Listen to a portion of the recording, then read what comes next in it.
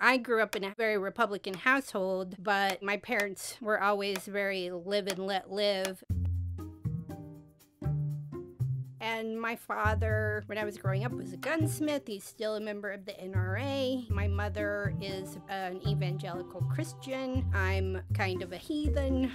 No one gets pregnant and thinks, boy, I hope this child will repudiate all of my values. But that's basically what happened in our family. One time someone knocked on the door and she told my mom that she had hurt her toe because she tripped walking by our house, because in the upstairs window there was a poster for Mondale, and in the downstairs window there was a poster for Reagan, and this woman just wanted to know what was going on in this house. My mom said, well, my daughters don't like the president, my husband does, and this is America, and they're all allowed to express their opinion. So, yeah.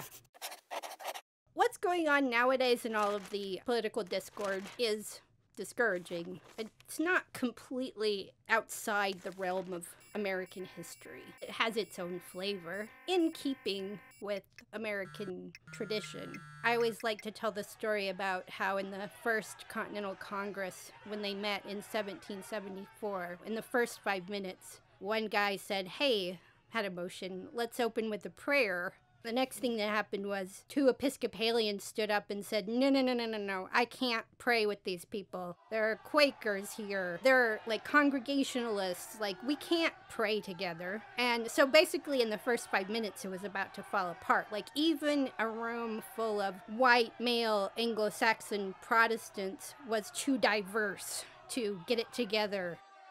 When people say, you know, we've never been more divided than now, I mean, no.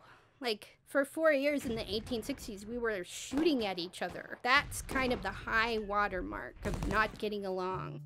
You know, there have always been these divides, and one thing I've been trying to do is I try to find things to like. I don't know if you've noticed this, but I find with our president, there's no subtext. It's all text. And a lot of what he's saying, I personally find a bit disagreeable. And so I have this rule where if I have to listen to him talk, I have to be doing something else with my hands. Basically, I have to be cleaning or baking or both. Say he's giving a press conference with the Russian president and he sides with the Russian president against our own intelligence services. Like that kind of thing, personally, I would go nuts if I was just sitting there giving him all my attention. For those situations, I will put in a batch of banana cardamom muffins, and then while those are baking, start cleaning. So at least by the end of when he's done talking, there will be muffins, and the microwave will be spotless.